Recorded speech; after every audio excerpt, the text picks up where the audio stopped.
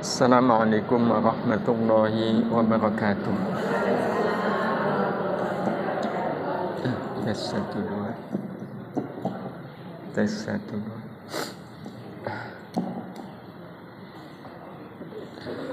Bismillahirrahmanirrahim. Alhamdulillah wa syukurulillah.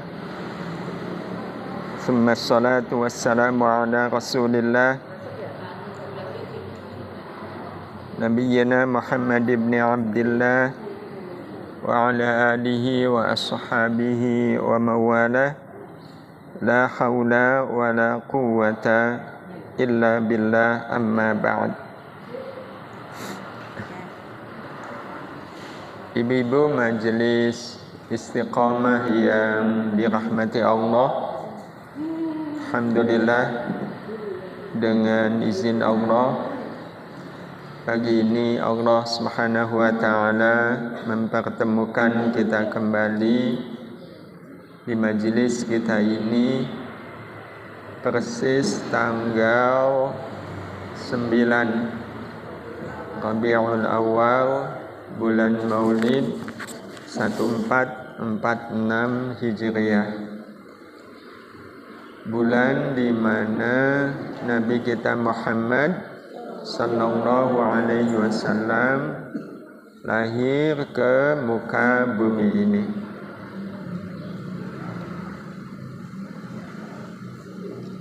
Suatu hari Rasulullah bertanya kepada sahabat-sahabat yang ada di sekeliling beliau. Pertanyaan Rasul, siapakah sosok yang imannya sangat mengagumkan?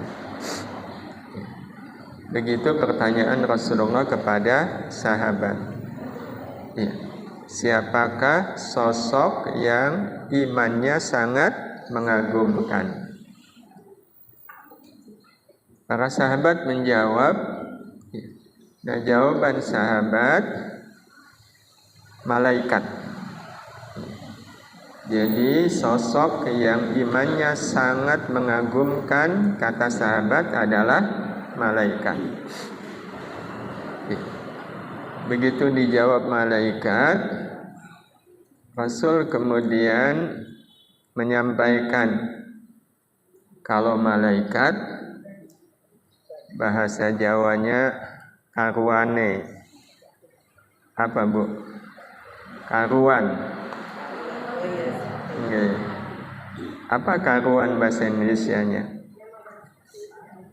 Ya, kalau memang malaikat imannya mengagumkan, ya karena malaikat. Jadi kalau malaikat imannya mengagumkan, ya karena malaikat. Wajar punya akses langsung ke Allah. Nah, karena dianggap salah, sahabat kemudian menjawab lagi, kalau begitu imannya para nabi, imannya para rasul. Apa jawab Rasulullah? Sama, Bu. Ya, karuan. Gitu.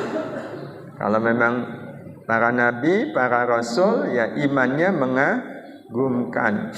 Wajar. Ya, karena mereka juga adalah utusan Allah. Nah, karena disalahkan, sahabat pun kemudian menyebut yang imannya mengagumkan adalah sahabat-sahabatmu. Sahabat Rasulullah. Itu orang-orang yang imannya mengagumkan. Ketika disebut sahabat, Rasul pun mengatakan yaitu sudah sewajarnya. Wong sahabat ketemu langsung dengan Rasulullah. Jadi kalau iman mereka mengagumkan, ya memang sudah sewajarnya. Malaikat bukan, nabi dan rasul bukan, sahabat bukan. Terus siapa, Ibu? Ya, sahabat angkat angkat tangan, nggak bisa lagi menyebut siapa lagi. Nah, karena sahabat tidak lagi bisa menyebut, Rasul kemudian yang mengatakan, yang menyampaikan, siapa yang imannya mengagumkan. Kata Rasul, hum yu'minuna bi. Mereka adalah orang-orang yang beriman kepadaku, percaya kepadaku, walam yarawni, padahal mereka belum pernah melihatku, belum pernah berjumpa denganku. Mereka inilah orang-orang yang imannya mengagumkan. Wong gak pernah ketemu, gak pernah berjumpa, gak pernah melihat, tapi kok iman. Kok iman? Nah, inilah yang imannya mengagumkan. Berarti ibu-ibu yang dirahmati Allah, yang dimaksudkan oleh Rasulullah di sini siapa? Ya. Jadi dalam pandangan Rasulullah sallallahu alaihi wasallam, imannya para ibu ini betul-betul mengagumkan. Bagaimana tidak? Ibu pernah ketemu Rasulullah? Pas kesini ada yang papasan sama Rasulullah? Tadi pagi mau ke pasar, tadi saya papasan sama Rasulullah pas mau masuk ke pasar. Gak mungkin bohong. Jadi gak pernah ketemu, gak pernah berjumpa, tapi iman itu betul-betul mengagumkan. Jadi kalau mau ditakar imannya ibu sama imannya sahabat, lebih mengagumkan imannya siapa?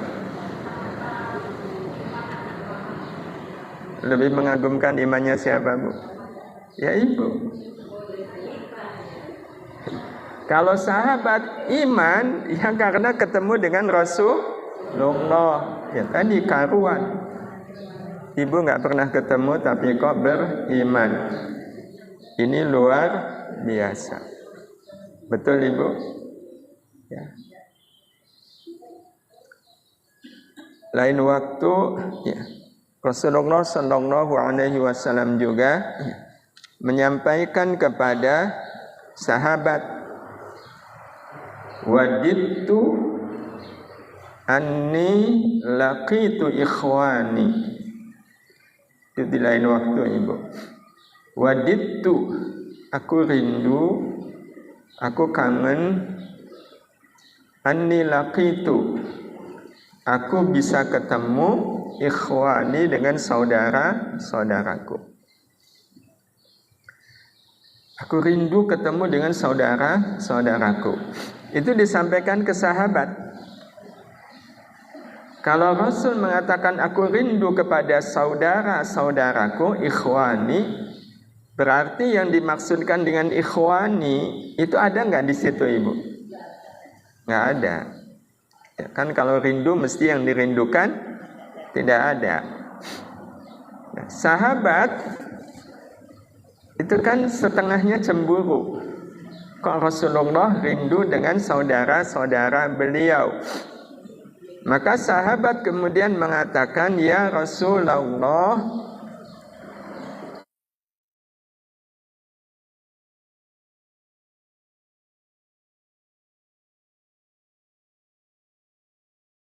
kami ini adalah saudaramu. Bukankah kami ini saudaramu ya Rasul, dan saudaramu ini ada di depanmu? Kok engkau mengatakan rindu? Rasul pun kemudian menjawab, la, enggak. Kalian bukan saudara-saudaraku. Bal antum ashabi, tetapi kalian adalah sahabatku. Kalian bukan saudaraku, tetapi sahabatku. Wah, itu sahabat jadi cemburu enggak ibu?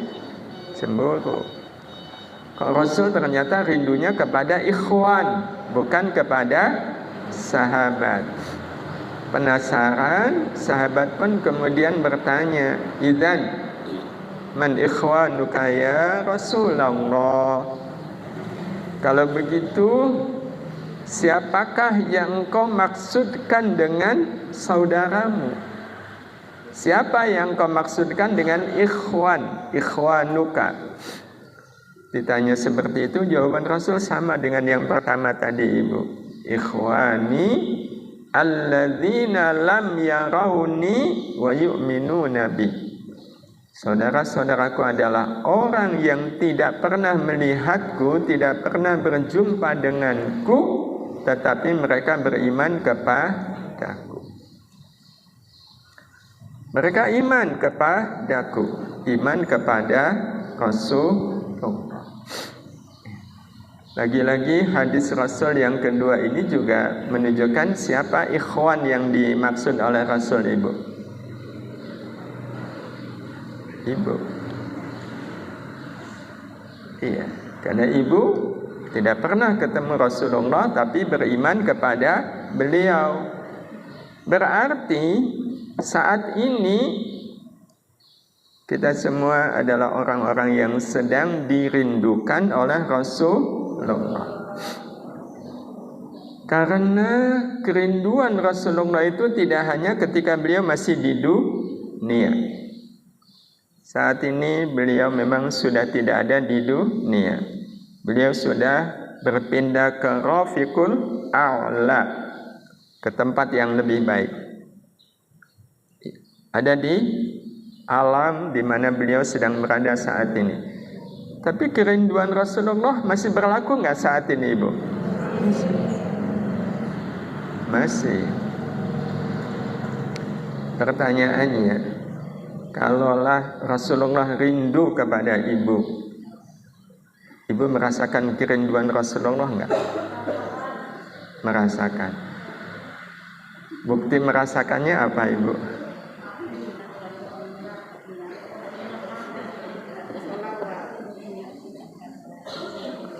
Apa bukti bahwa kita merasakan kerinduan Rasulullah sallallahu alaihi wasallam?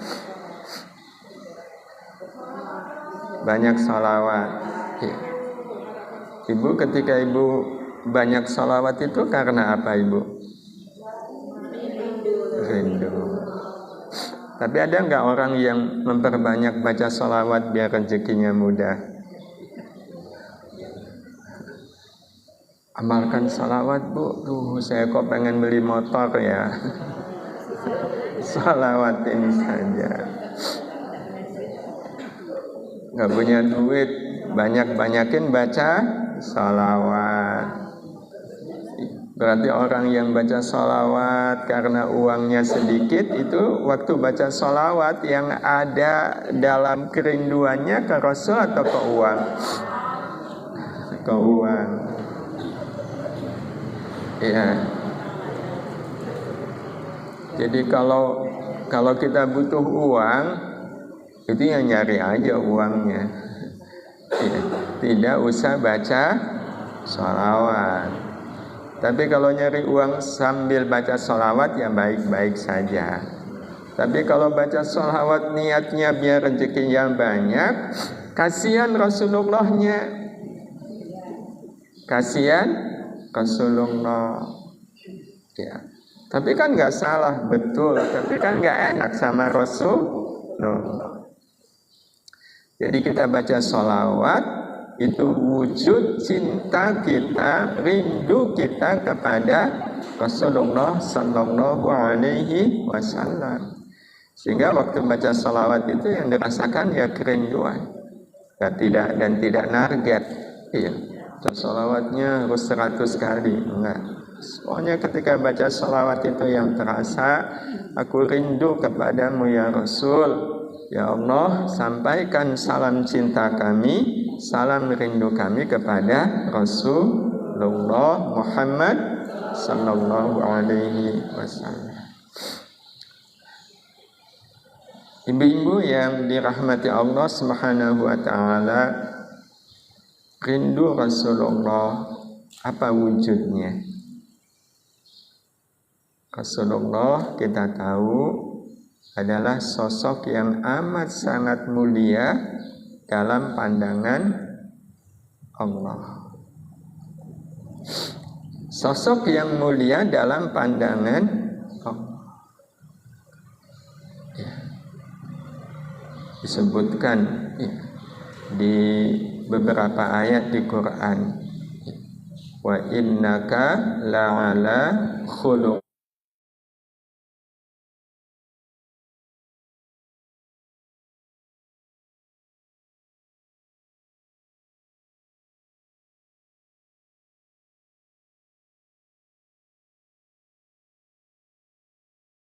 Rasulullah Muhammad Sallallahu Alaihi Wasallam. Beliau adalah sosok yang memiliki akhlak yang mulia.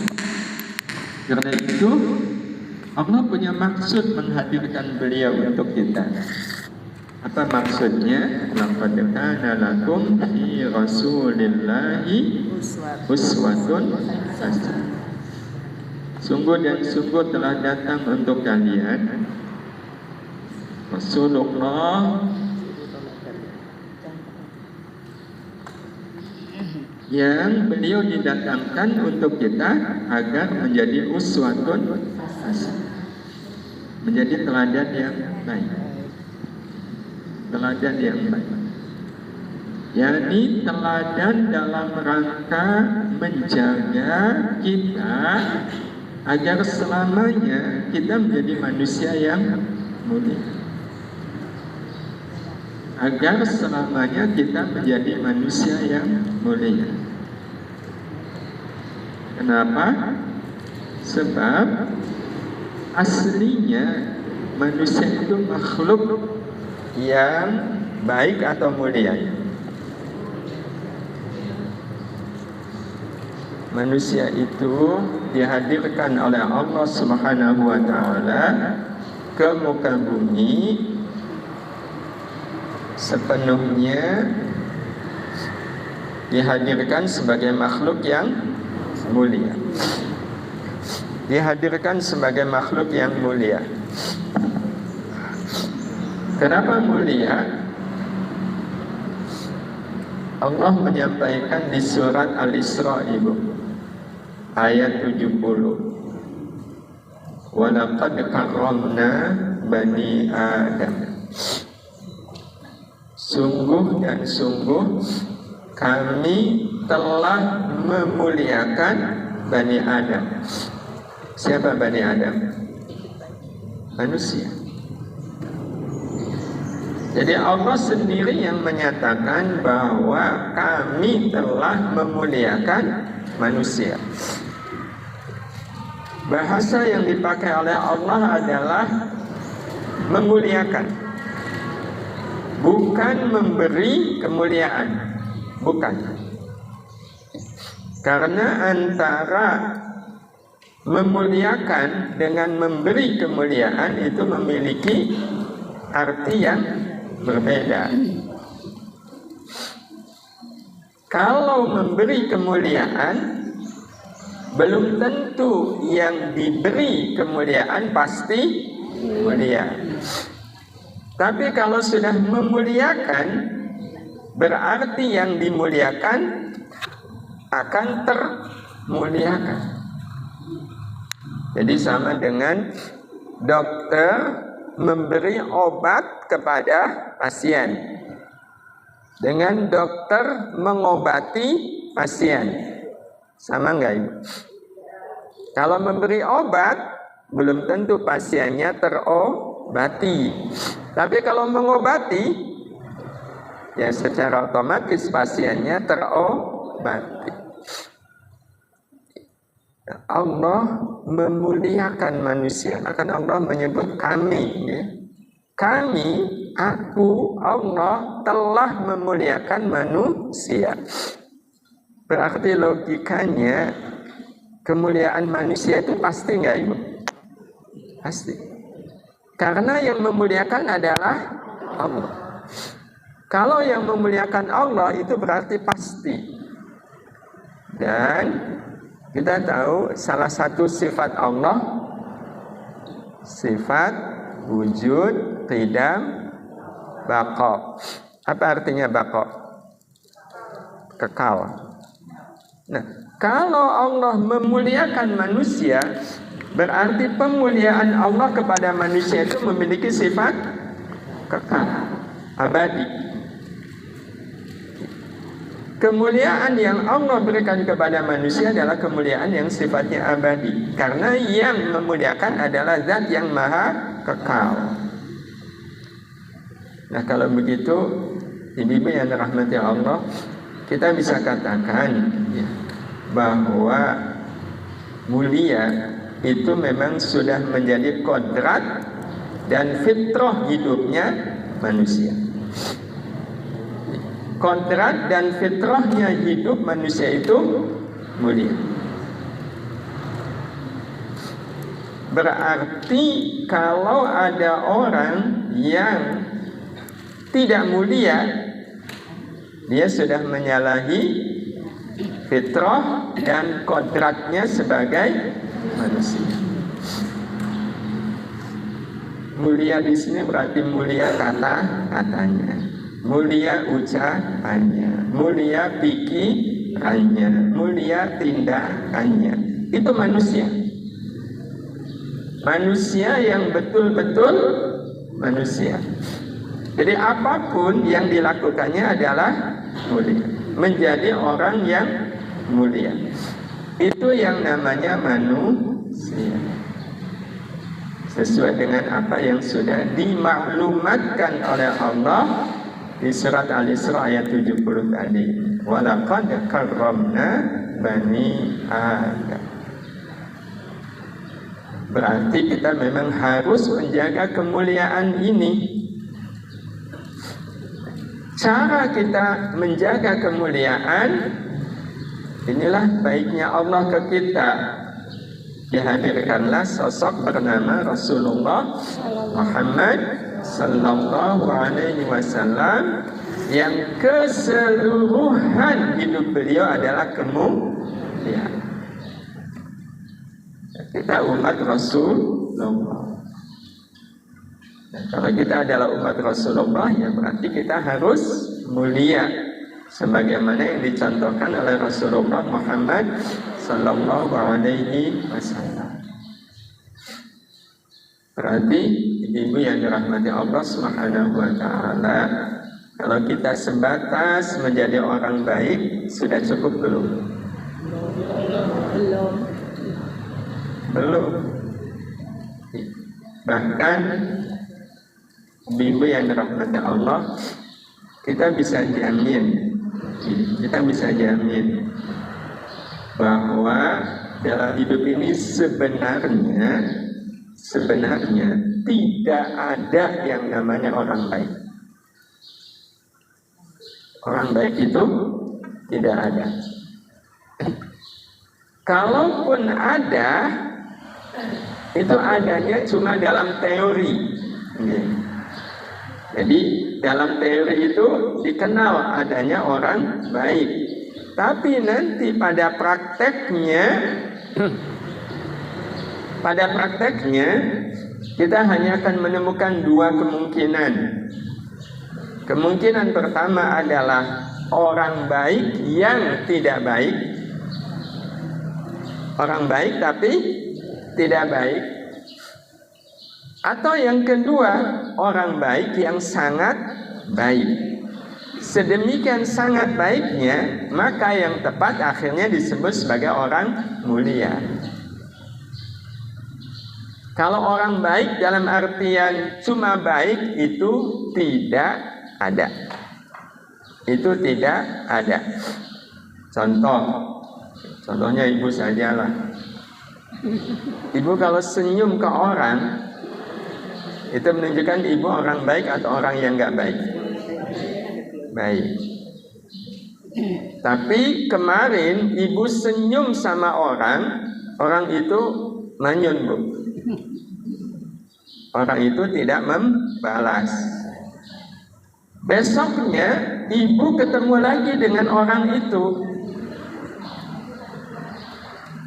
Kira-kira ibu milih senyum atau enggak senyum?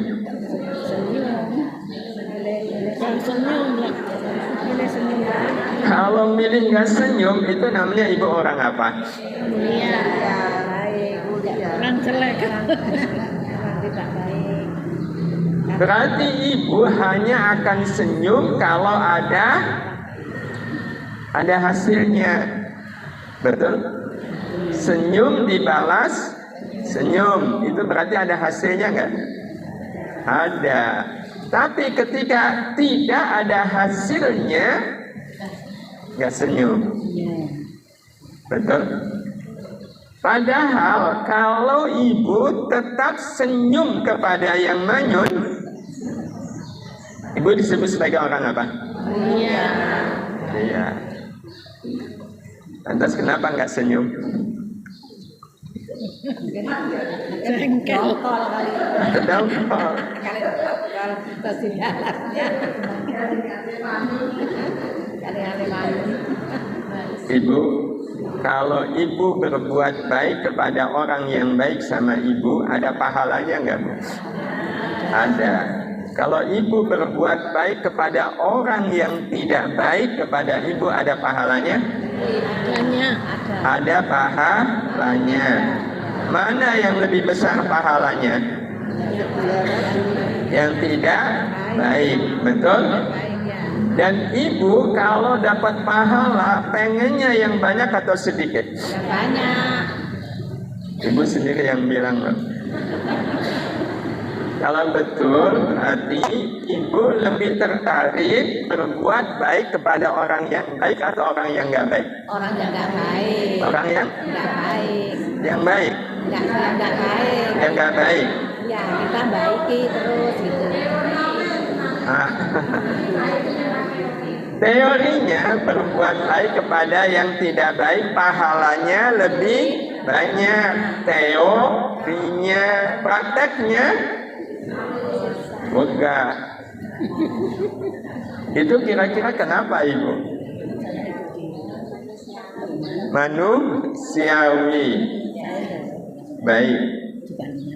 Kita coba buktikan, betulkah itu manusiawi? Okay. Ibu, sering kita contohkan nih. Ibu sebagai istri berlaku baik kepada suami. Tapi suami kok nggak baik sama ibu? Kecewa nggak? Kecewa. Kecewa. Pertanyaannya, kalau ibu kecewa, wajar nggak ibu? Wajar. Wajarkah kita kecewa kalau kebaikan kita tidak dibalas dengan kebaikan? Manusiawi? Manusiawi. Manusiawi itu kan menunjukkan saya adalah manusia. Padahal nih Ibu, kalaulah kita manusia, tapi kan kita adalah manusia yang beriman kepada Rasulullah. Iya. Kalau iman kepada Rasulullah ya otomatis iman kepada Allah. Kalaulah kita beramal baik ya, dan kita mengenali bahwa saya adalah orang yang beriman, waktu kita beramal baik, sebenarnya inginkah kita amal baik kita dibalas oleh Allah? Ingin? Ingin. Kalau kita ingin amal baik kita dibalas oleh Allah, amal baik ke suami atau suami ke istri atau ke tetangga, ke siapa saja, kita ingin amal baik kita ini dibalas oleh Allah. Pertanyaannya, balasan dari Allah itu sudah cukup belum? Balasan dari Allah sudah cukup?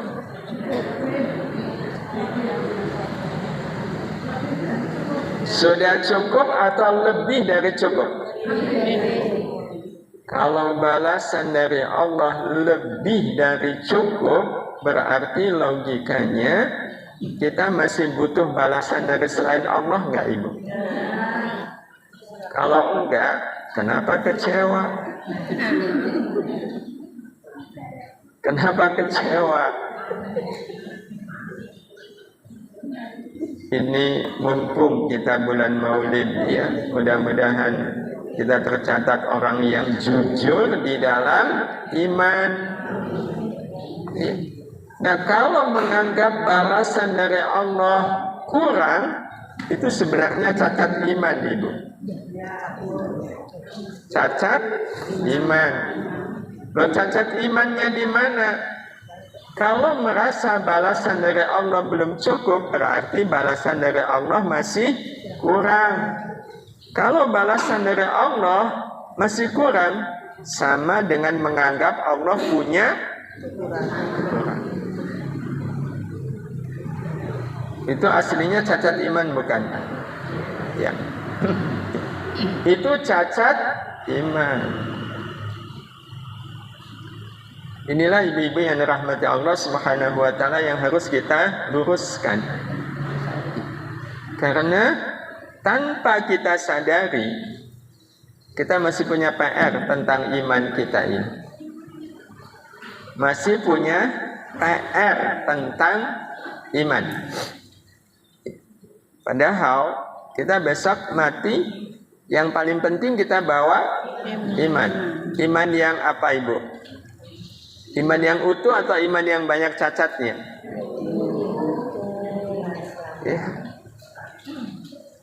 Ya ini sih logika ya, Ibu.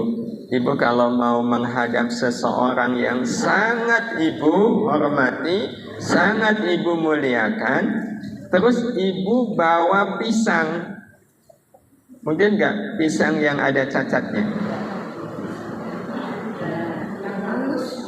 Yang bagus, yang tidak ada cacat. Kenapa? Untuk orang yang sangat kita hormati. Pada saatnya nanti kita pulang kembali kepada Allah, yang akan kita persembahkan kepada Allah adalah iman kita. Tapi iman yang tanpa cacat. Iman yang tanpa cacat. Ibu-ibu yang dirahmati Allah Subhanahu wa taala. Terus bagaimana caranya agar iman kita ini iman yang tanpa cacat? Kunci, menikah kunci ini. Iman kita insya Allah iman yang tanpa cacat, iman yang sempurna, iman yang sudah semestinya ketika kita, ibu-ibu yang dirahmati Allah, memiliki dua sifat. Yang pertama adalah ridho, dan yang kedua ikhlas. Ridho dan ikhlas.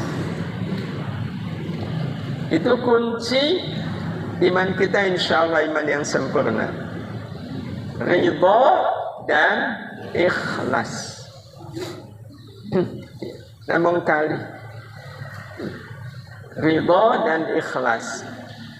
Nah, ridho atas apa? Nah, kalau ridho atas takdir, Ibu. Ridho atas takdir. Nah, kalau ikhlas itu di dalam amal. Jadi takdir kita ridho, amal kita ikhlas. Dua hal ini, ibu yang dirahmati Allah, selalu berjalan beriringan. Selalu berjalan beriringan. Di dalam ridho ada ikhlas, di dalam ikhlas ada ridho. Jadi orang tidak akan mungkin bisa ikhlas di dalam beramal kalau dia tidak ridho terhadap takdir. Dan orang juga tidak akan bisa menjadi orang yang ridho kepada takdir kalau dia tidak mau ikhlas di dalam beramal. Jadi contoh, dihina orang, itu takdir bukan, Ibu? Takdir. Dihina orang itu takdir. Ibu ridho nggak dihina?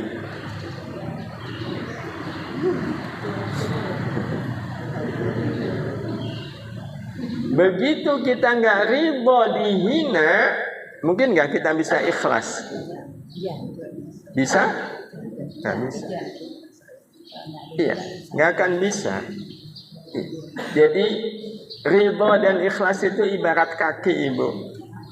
Iya. Kalau kita menjalani hidup ini dengan ridho dan ikhlas, ya kita akan berjalan dengan kedua kaki kita bernama ridho dan ikhlas. Padahal ibu-ibu yang dirahmati Allah, kita sering mengatakan ridho itu susah atau gampang?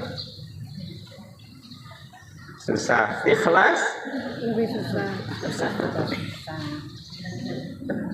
Padahal itu syarat agar kita diakui sebagai orang yang beriman. Kita coba renungkan baik-baik ya Ibu. Yang nyuruh kita ridho siapa? Allah. Yang nyuruh kita ikhlas? Allah. Mungkinkah Allah menyuruh kita tanpa Allah Subhanahu wa Ta'ala memberikan kepada kita sarana agar kita bisa melakukannya? Gak mungkin. Zakat itu kewajiban yang Allah berikan kepada yang punya harta. Kalau orang nggak punya harta, wajib zakat nggak? Wah, iya, enggak. Ibu-ibu yang dirahmati Allah Subhanahu wa Ta'ala, Ibu pernah ngetuk pintu? Pernah ngetuk pintu Ibu? Gampang atau susah? Ngetuk pintu gampang. Kenapa ngetuk pintu gampang? Karena Allah ngasih kita jari. Karena Allah ngasih kita jari. Yang susah ngetuk adalah orang yang memang nggak punya jari. Orang kalau nggak punya jari disuruh ngetuk ya nggak mungkin bisa. Karena itu jangan nyuruh ngetuk pintu ke orang yang nggak punya anak. Nah, Allah nyuruh kita ridho, Allah nyuruh kita ikhlas. Mungkin nggak tanpa Allah memberikan sarana kepada kita untuk bisa ridho dan ikhlas? Enggak. Dan kalaulah untuk ngetuk cukup jari, sebenarnya Ibu, kita ini akan bisa dan pasti akan ridho karena Allah Subhanahu wa Ta'ala sudah memberikan sarananya, fasilitasnya kepada kita, namanya akal. Kita punya akal Ibu? Punya akal? Punya. Salah satu kelebihan akal adalah bisa menghitung. Betul Ibu? Sehingga kalau seandainya 10.000 dengan 10 juta lebih besar mana? 10 juta. Kita bisa mengatakan 10 juta karena kita punya akal. Coba tanya ke semut, ke ayam, ke kucing, ya mana tahu dia. Tapi kita manusia oleh Allah dikasih akal. 10.000, 10 juta, mana yang lebih banyak? 10 juta. Sehingga kalau Ibu disuruh memilih, ya, kalau jalan ke kanan nanti Ibu dapat 10 juta. Kalau Ibu jalan ke kiri, Ibu dapat 10.000. Sama jalannya, jaraknya juga sama. Ibu pilih jalan ke kanan atau ke kiri? Kanan. Iya, ke kanan. Itu karena kita punya akal. Maka ibu-ibu yang dirahmati Allah, logika yang kita sampaikan di awal, ini orang baik ke saya, B. Orang yang tidak baik ke saya. Mana yang pahalanya lebih besar? Yang tidak baik. Berarti kita tertariknya berbuat baik kepada yang baik atau yang nggak baik? Yang nggak baik. Tidak baik. Betul Ibu? Ya. Ya. Tapi kenapa prakteknya kita nggak mau berbuat baik kepada orang yang tidak baik? Itu karena apa? Nggak mau menggunakan akal. Tapi ini kan jadi aneh. Ini jadi aneh. Ada apa dengan akal kita? Ada apa dengan akal kita? Ibu yang dirahmati Allah Subhanahu wa taala. Contoh lain. Ibu ngelihat ada orang kayaknya tunanetra. Ibu terpanggil akhirnya untuk membantu. Ya, ngasih uang 10.000. Kasihan sekali beliau buta. Ibu kasih uang 10.000 kepada beliau. Ya. Ibu kemudian pergi ke tempat yang memang ibu tuju. Jadi tadi pas lewat aja ibu, kasihan sekali beliau tuna, ya, dikasih uang 10.000. Pas pulangnya ibu ketemu lagi dengan beliau, tapi dalam keadaan jalan normal Bu.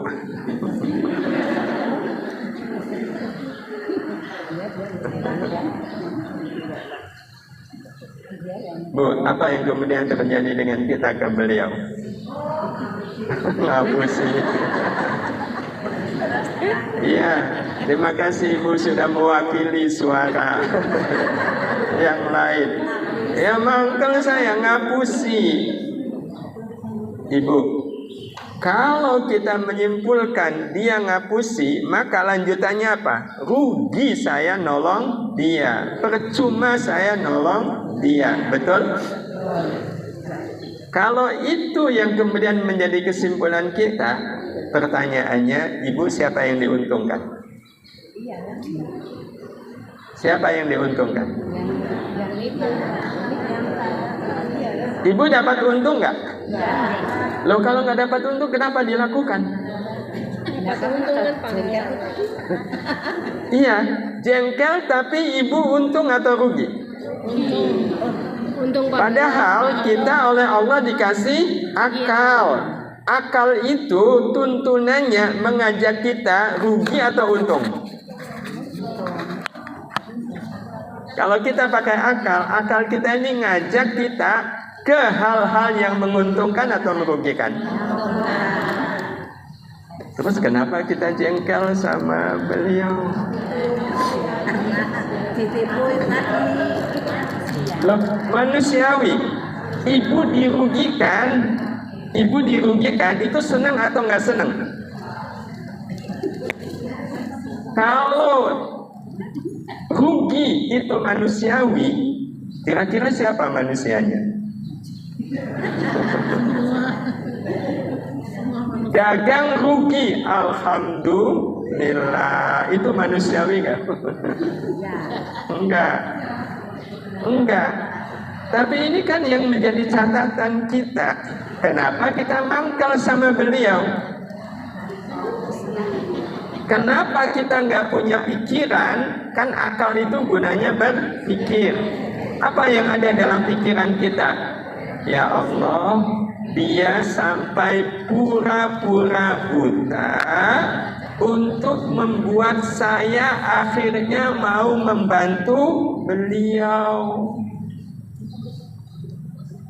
Beliau sampai pura-pura buta yang akibatnya saya tergerak untuk membantu. Berarti beliau pura-pura buta itu bagus ya bagi kita? Bagus karena kita punya betul, punya dorongan untuk membantu. Sampai beliau sungguh-sungguh pura-pura buta. Coba kalau beliau nggak pura-pura buta, ibu sedekah nggak ke beliau?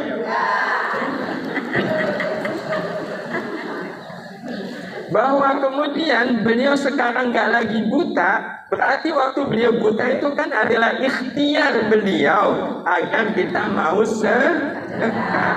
Itu kesungguhan beliau untuk membuat kita mau sedekah. Harusnya kita hargai nggak ibu kepura-puraan beliau itu?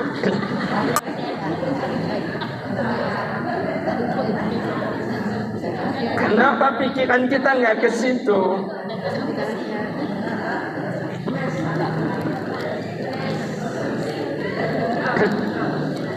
Karena akal itu kan diberikan oleh Allah kepada kita agar kita selalu mendapatkan sesuatu yang menguntungkan. Nggak ada orang yang pikirannya rugi, nggak ada. Acung tangan yang dagang tapi pikirannya rugi. Nggak ada.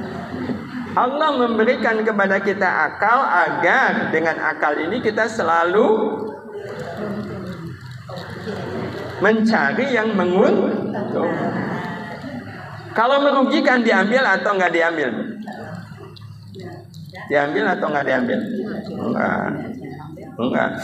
Ibu beli barang ini harganya 10.000, dijual 11.000, untung 1.000. Ada pembeli nawar 9.000, dikasih nggak bu? Enggak. Kenapa? Rugi saya. Mendingan beliau nggak usah beli daripada saya layani. Kan logika pedagang begitu. Masih ada pembeli yang lain. Karena memang begitu fitrahnya akal. Hanya menginginkan kita untung. Tapi kita bisa cek betapa kita justru sering sengaja membuat diri kita rugi. Malam hari ibu lagi jalan, mungkin naik motor, iya. Pas depan ibu ada mobil bu, lampunya putih, terang sekali. Lampunya lampu jauh, ada lampu tambahan pula. Begitu melihat mobil yang lampunya menyilaukan, apa yang ibu lakukan? Reaksi ibu gimana bu? Ngomel atau nggak ngomel? Ngomel. Gerutu, betul? Bu, ketika ibu ngomel, ketika ibu gerutu, siapa yang diuntungkan? Yang mobilnya diomelin. Kalau yang punya mobil, tahu nggak kita ngomel? Enggak juga. Nggak ada yang diuntungkan, tapi yang jelas ada yang dirugikan. Siapa? Jadi yang merugikan kita siapa? Diri sendiri. Diri sendiri. Nah kalau diri sendiri kemana akal kita?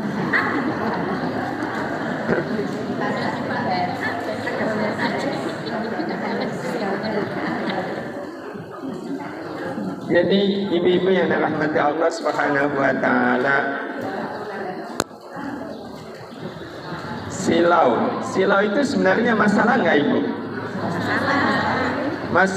Masalah yang panjang atau cuma sebentar? Sebentar. Pas ketika ketemu si lampu aja.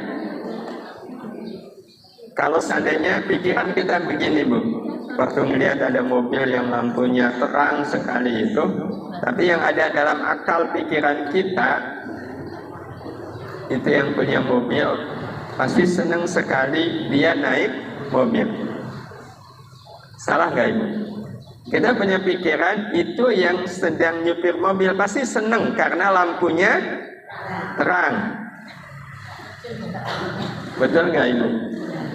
Ibu kalau pinjam motor lampunya redup, seneng gak bu? Oh enggak. Tapi kalau pinjam motor lampunya terang, ibu seneng gak? Seneng. Berarti itu yang punya mobil, ngendarai mobil yang lampunya terang, dia seneng gak? Dia senang. Nah boleh gak kita ikut senang atas senangnya beliau?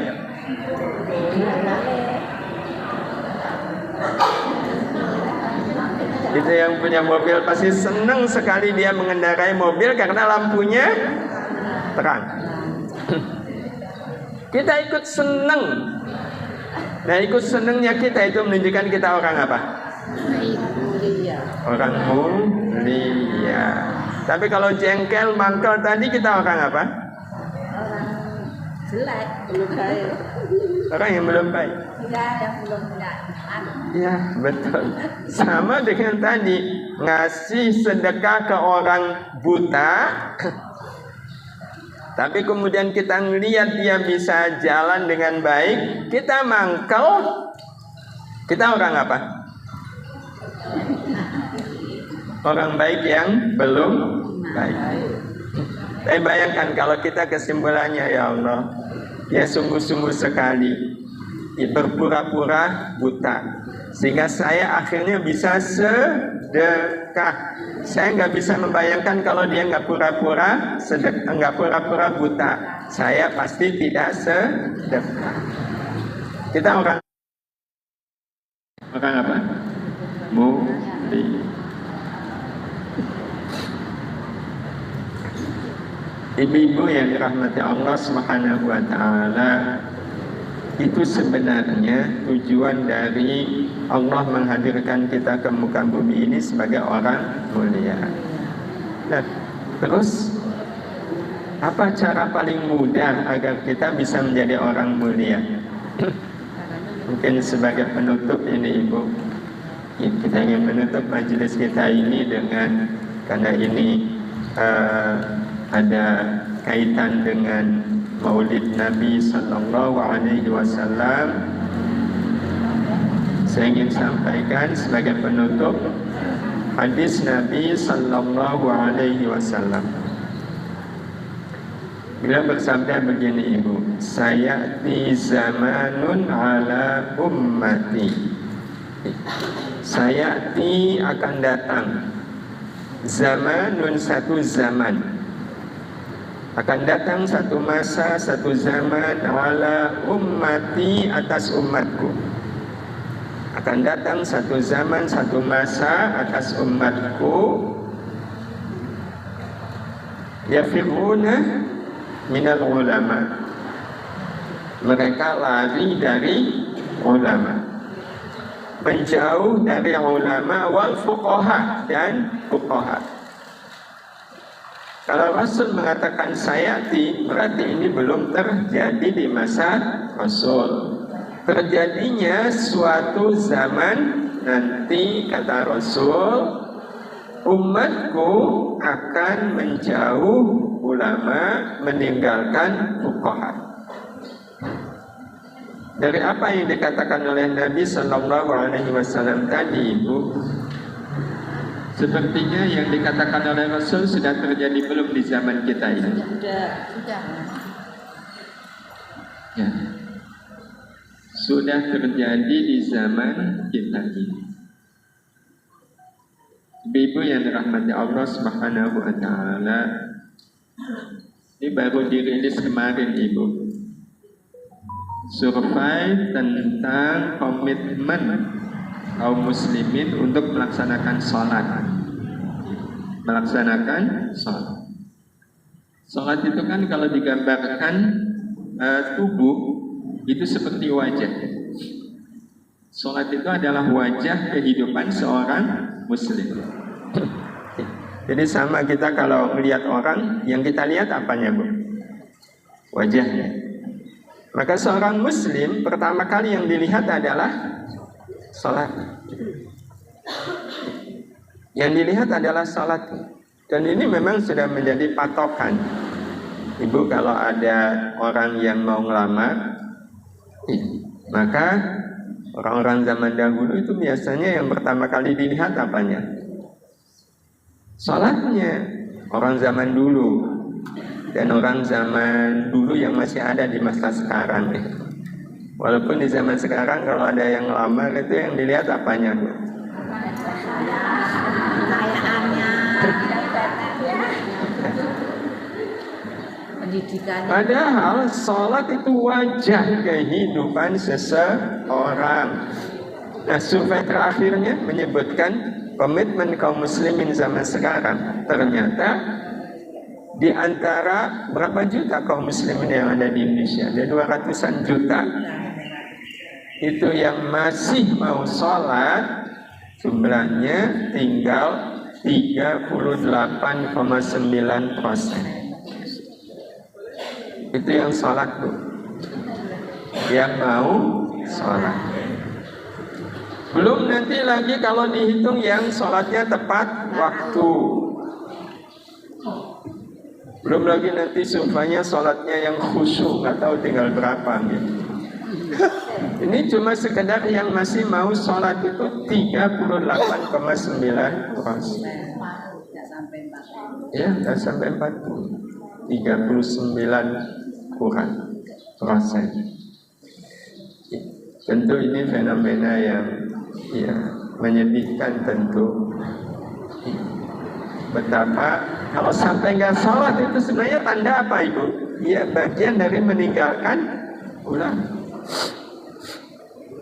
Itu sama dengan meninggalkan ulama, menjauh dari ulama.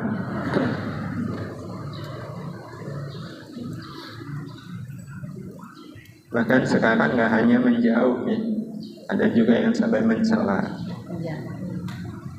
Ya udah, kalau kita mendengar ada orang mencela ulama itu, ya Allah, rasanya langsung merinding, Bu. Ya Allah, beraninya mencela ulama. Kenapa merinding? Karena orang yang menjauh saja dari ulama, apa kata Nabi lanjutannya? Ibtalahum bisalasati baliyatin.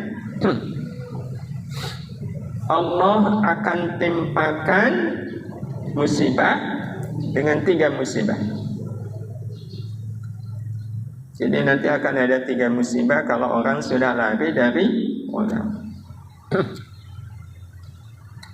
Apa 3 musibah itu? Yang pertama kata Nabi, yarfa'ullahul barakata an kasbihim. Allah akan mencabut, mengangkat, menghilangkan keberkahan dari usaha-usaha mereka. Jadi siapapun yang hidup lari menjauh dari ulama, apapun usahanya, itu tidak ada berkahnya. Usahanya bisa jadi sukses, Bu. Kalau dagang sukses, kerja sukses, jadi pengusaha sukses, jadi ibu rumah tangga sukses, kuliah sukses, tapi nggak ada berkahnya. Padahal itu musibah kalau usaha tidak ada berkah. Ini musibah pertama yang ditimpakan kepada orang-orang yang menjauh dari ulama. Nah, yang kedua kata Nabi SAW, sallatahum sultanan zalima.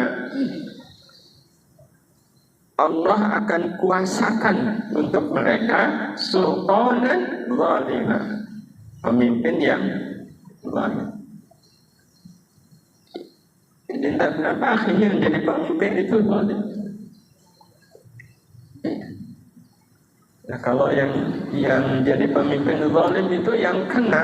Kalau soal usaha kan yang kena yang lari dari ulama.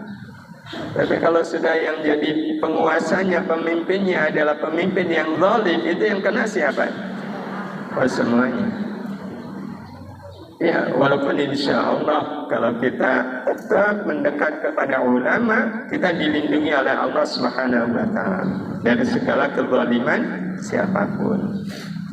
Tapi ini kan berarti kalau sampai kemudian Allah kuasakan orang yang zalim memimpin di satu wilayah. Nah, yang lebih berat lagi yang ketiga, Ibu. Orang-orang yang hidup di dunia lari menjauh dari ulama. Nah, yang ketiga kata Nabi adalah yakhrujuna minad dunya bighairi imanin. Keluar dari dunia dengan tanpa iman. Keluar dari dunia berarti meninggal. Hati. Nah, matinya itu mati tidak membawa iman, kan ngeri. Itu musibah yang Allah timpakan kepada umatku di satu zaman nanti, di mana mereka lari menjauh dari ulama, dari orang alim, dari ahli fikih, fuqaha, faqih. Hukumannya, bencananya ada 3 kali. Dan karena itu mudah-mudahan kita semua dilindungi oleh Allah Subhanahu wa Ta'ala, karena kita sudah menyatakan diri insyaallah tidak mau menjauh dari ulama, tidak mau lari dari fuqaha. Ya, sebagai bukti salah satunya adalah kita hadir di majelis duha istiqamah ini. Mudah-mudahan ini menjadi salah satu bukti kalau kita tidak ingin menjauh dari ya, mudah-mudahan sebagaimana yang disebutkan oleh Nabi Sallallahu Alaihi Wasallam, di akhirat nanti siapapun akan dikumpulkan bersama orang yang dia cintai, dikumpulkan bersama dengan orang yang dia cintai. Jadi kalau selama hidup di dunia cintanya kepada Rasulullah, maka insya Allah cinta itu yang akan mempertemukan kita dengan beliau. Jadi kalau ada orang yang cintanya diberikan kepada artis, ya Allah wa'ala. Dan ya Allah wa iyyakum. Sebelum kita tutup doa, barangkali ada tanggapan dari Ibu. Semoga